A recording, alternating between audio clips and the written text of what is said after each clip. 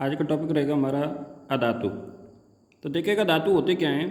परिभाषा देखें कि वे तत्व जो ऊष्मा तथा विद्युत का चालन नहीं करते अधातु कहलाते हैं। अधातुएं में तत्व होते हैं जो इलेक्ट्रॉन लेकर ऋणायन बनाते हैं। उदाहरण कार्बन, नाइट्रोजन, सल्फर, ये सभी अधातुएं होती हैं। तो परिभाषा हो सकती है कि वे तत्व जो ऊष्मा तथा विद्युत का चालन नहीं करते हैं अधातु कहलाते हैं। अधातु वे तत्व होते हैं जो इलेक्ट्रॉन लेकर ऋणायन बनाते हैं। उदाहरण कार्बन, नाइट्रोजन, सल्फर, ये सभी अधातुएं होती हैं। अब बात करते हैं अधातुओं के बौद्धिक गुण। सामान्यतः जो धातुओं के बौद्धिक गुण होते हैं वो जो धातुएं होती हैं उन धातुओं के अपोजिट होती हैं। जैसे नंबर 1 धात्विक चमक। जो अधातुएं होती हैं उनमें कोई विशेष प्रकार की चमक नहीं पाई जाती है, लेकिन धातुओं में विशेष प्रकार की चमक पाई जाती है। लेकिन इसका अपवाद है आयोडीन एवं ग्रेफाइट, ये आपके चमकीले होते हैं। इसी प्रकार से दूसरा बौद्धिक गुण विद्युत एवं ऊष्मीय अचालकता। जो अधातुएं होती हैं वो विद्युत की अचालक होती हैं। अधातुएं विद्युत की अचालक होती हैं। लेकिन अपवाद ग्रेफाइट। जो ग्रेफाइट होता है वो विद्युत का सुचालक होता है।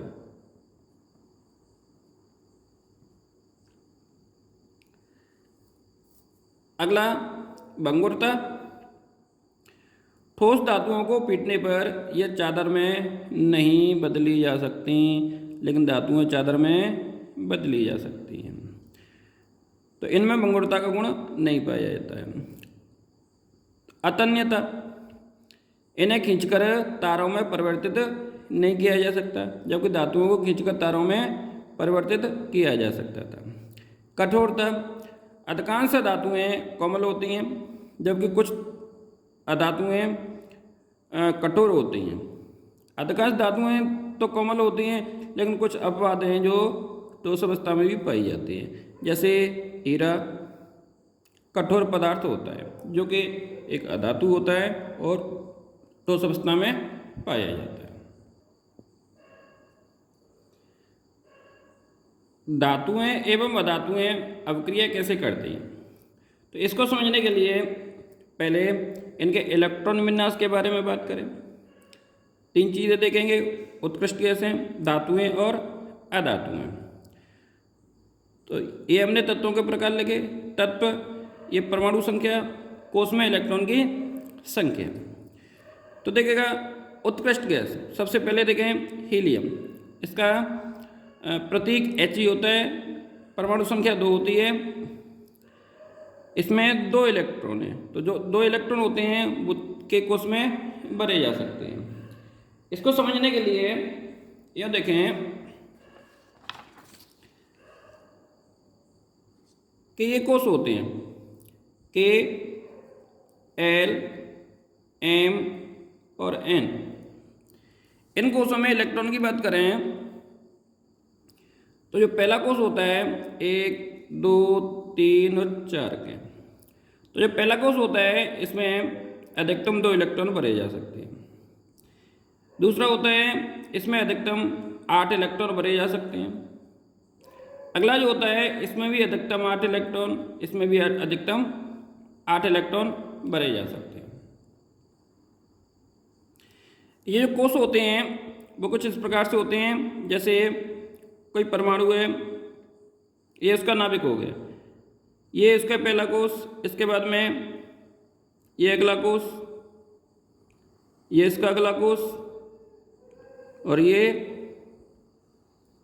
अगला कोश। तो कह सकते हो ये K, L, M और N। अब जैसे मान के चलो हमारे पास में सोडियम धातु है,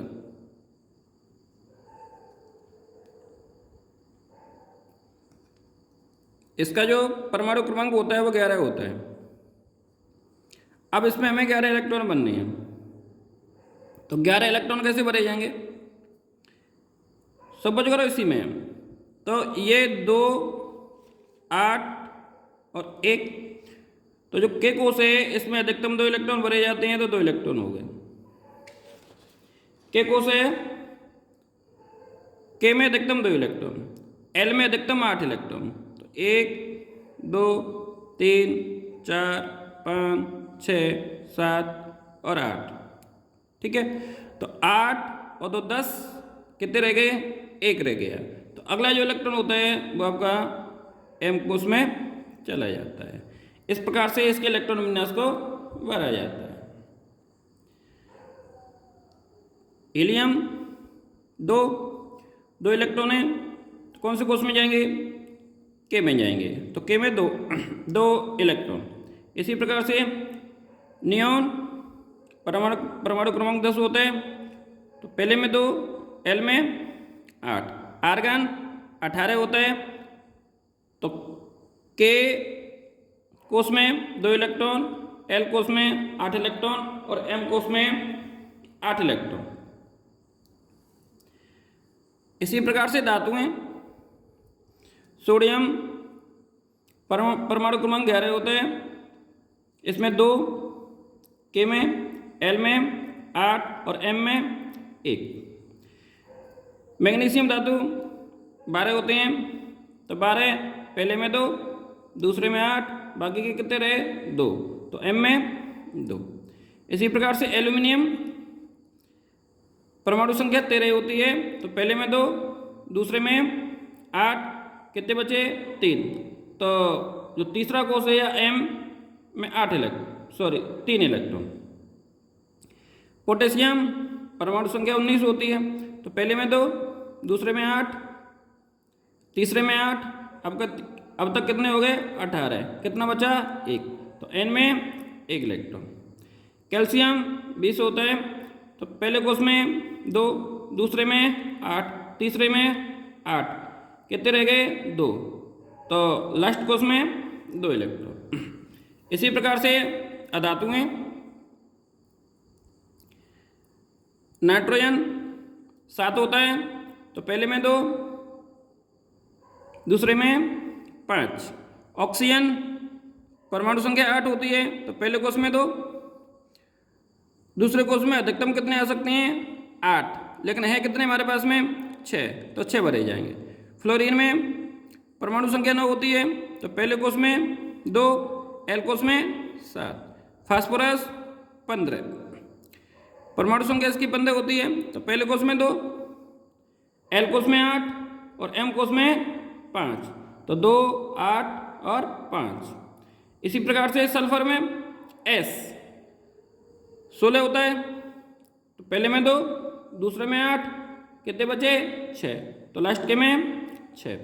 फ्लोरीन 17 होता है परमाणु संख्या, तो पहले कोष में 2, दूसरे में 8 और अंतिम में 7 इलेक्ट्रॉन भरे जाते हैं। तो इसके आधार पर इनके जो इलेक्ट्रॉन विन्यास होते हैं उन इलेक्ट्रॉन विन्यासों को लिखा जाता है। अब बात करते हैं कि उत्कृष्ट गैस होती हैं वो अक्रिय होती हैं, क्योंकि उनका अष्टक पूर्ण होता है, जबकि अन्य तत्व भी अपने बाह्यतम कोष में 8 इलेक्ट्रॉन पूर्ण करने की कोशिश करते हैं। इसके लिए ये इलेक्ट्रॉन ग्रहण या त्यागते हैं। धातुओं की जो प्रकृति होती है वो इलेक्ट्रॉन देने की होती है, जबकि धातुओं की प्रकृति इलेक्ट्रॉन लेने की होती है। कहने का मतलब ये हुआ कि कोई भी तत्व होता है ना, वो अपना स्थायित्व प्राप्त करने के लिए अपने बाह्यतम कोष में 8 इलेक्ट्रॉन पूर्ण करने की कोशिश करता है, अर्थात अपना अष्टक पूर्ण करता है। इसके लिए वो इलेक्ट्रॉन दे भी सकता है और इलेक्ट्रॉन ले भी सकता है। तो इसमें जो धातुएं होती हैं उन धातुओं में इलेक्ट्रॉन देने की प्रवृत्ति पाई जाती है, और जो अधातुएं होती हैं उन धातुओं में इलेक्ट्रॉन लेने की प्रवृत्ति पाई जाती है। तो इसके आधार पर देखेंगे कि कोई यौगिक किस प्रकार से धातु और अधातुओं के साथ में संयोग करता है। जैसे हमें NaCl बनाना है, तो इस NaCl में जो Na होती है वो धातु होती है, जबकि जो Cl होती है वो अधातु होती है।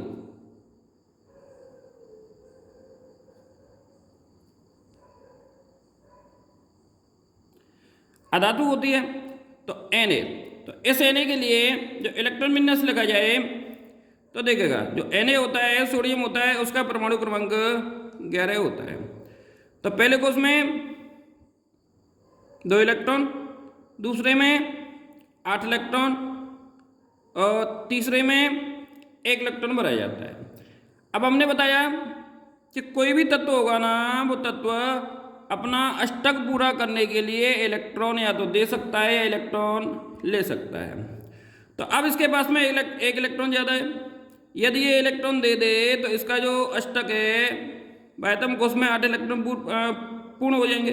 तो इसलिए एक इलेक्ट्रॉन है ना वो त्याग देता है। जैसे ही त्यागता है तो ये Na+ के रूप में परिवर्तित हो जाता है। तो Na++ इलेक्ट्रॉन। अब यहाँ जो इलेक्ट्रॉन है उनकी संख्या कितनी रह गई? 2 और 8। मतलब बाह्यतम कोष में कितने इलेक्ट्रॉन रह गए? हो गए 8 हो गए। तो इसका अष्टक पूरा हो गया। इसी प्रकार से क्लोरीन परमाणु, इसका जो इलेक्ट्रॉन विन्यास होता है वो 2, 8 और 7 होता है। इसका मतलब ये हुआ कि इसके पास में क्लोरीन के पास में 1 इलेक्ट्रॉन की कमी है। यदि इसको 1 इलेक्ट्रॉन मिल जाए तो इसका जो अष्टक है ना वो पूरा हो जाएगा। अभी इसके पास में 7 इलेक्ट्रॉन है, ये क्या चाहेगा कि इसके पास में 8 इलेक्ट्रॉन हो जाए। तो ये 1 इलेक्ट्रॉन ग्रहण कर लेता है। जैसे इलेक्ट्रॉन ग्रहण करता है तो Cl- के रूप में परिवर्तित हो जाता है। Cl- के रूप में परिवर्तित होता है तो इसका जो इलेक्ट्रॉन विन्यास है तो वो 2, 8 और 8 हो जाता है। अब इसको यूँ देखें, जैसे Na था, Na+ था, इसके पास में 1 इलेक्ट्रॉन ज़्यादा था। और जो Cl परमाणु था उस Cl परमाणु के पास में 7 इलेक्ट्रॉन थे, इसके पास में 11 इलेक्ट्रॉन थे। 10 + 1 कहें, इसके पास में 7 इलेक्ट्रॉन थे। तो ये अपना 1 इलेक्ट्रॉन है ना वो Cl परमाणु को दे देता है। जैसे ही देता है तो इसके पास में बाह्यतम कोष में 8 इलेक्ट्रॉन रह जाते हैं और ये Na+ बना लेता है। जबकि ये इस इलेक्ट्रॉन को ग्रहण कर लेता है तो इसके बाह्यतम कोष में 8 इलेक्ट्रॉन पूर्ण हो जाते हैं और ये Cl- बन जाता है। तो इस प्रकार से ये Na+ और Cl- बना लेता है। यहाँ इसका अष्टक पूर्ण हो जाता है और यहाँ इसका अष्टक पूर्ण हो जाता है। इसी प्रकार से MgCl2 का निर्माण किस प्रकार से होता है इसको देखा जा सकता है। मैग्नीशियम, इसका जो परमाणु क्रमांक होता है वो 12 होता है। तो इसको यूँ कह सकते हैं 2, 8 और 2। बाह्यतम कोष में 2 इलेक्ट्रॉन है। चाहता क्या है कि इसके बाह्यतम कोष में 8 इलेक्ट्रॉन रहे। तो ये 2 इलेक्ट्रॉन है ना, उन 2 इलेक्ट्रॉनों को त्याग देता है। तो Mg+2 + 2 इलेक्ट्रॉन निकल जाते हैं। अब इसका जो इलेक्ट्रॉन विन्यास रह जाता है वो 2 और 8 रह जाता है। इसी प्रकार से जो Cl परमाणु है उस Cl परमाणु के पास में जो इलेक्ट्रॉन विन्यास है वो 2, 8, 7 है। मतलब 1 इलेक्ट्रॉन यहाँ पे कम है। जैसे ही इसको 1 इलेक्ट्रॉन मिल जाता है तो इसका अष्टक पूर्ण हो जाता है। तो 1 इलेक्ट्रॉन ग्रहण कर लेता है। जैसे ग्रहण करता है तो Cl- के रूप में परिवर्तित हो जाता है। तो 2, 8 और 8 हो जाता है। इसका अष्टक पूरा हो गया। और यहाँ जो Mg है उसका अष्टक पूरा हो गया। अब जो Mg+ था इसके पास में 2 इलेक्ट्रॉन थे। ये जो 2 इलेक्ट्रॉन है, जबकि जो Cl परमाणु है 2 Cl परमाणु है, उन 2 Cl परमाणु के पास में एक इलेक्ट्रॉन की कमी है। अब इसका Mg परमाणु के 1 इलेक्ट्रॉन Cl को दे देता है, दूसरा इलेक्ट्रॉन भी दूसरे Cl को दे देता है। तो इस प्रकार से Mg+2 बनाता है। यहाँ पे जो इलेक्ट्रॉन विन्यास होते हैं वो उसका 2, 8 होता है। बाह्यतम कोष में 8 इलेक्ट्रॉन हो गए। अब जैसे ही Cl परमाणु को देता है तो Cl परमाणु ग्रहण कर लेते हैं। तो ये 2 Cl परमाणु हो गए, ये इलेक्ट्रॉन आ गया। इलेक्ट्रॉन आ जाता है तो इसका अष्टक भी पूरा हो जाता है। तो इस प्रकार से MgCl2 का निर्माण होता है। MgCl2। तो इस प्रकार से धातु अधातु होते हैं वो अभिक्रिया करते हैं। ठीक है। तो अभी तक हमारे चैनल को सब्सक्राइब नहीं किया हो तो सब्सक्राइब करें, लाइक करें और शेयर करें। धन्यवाद।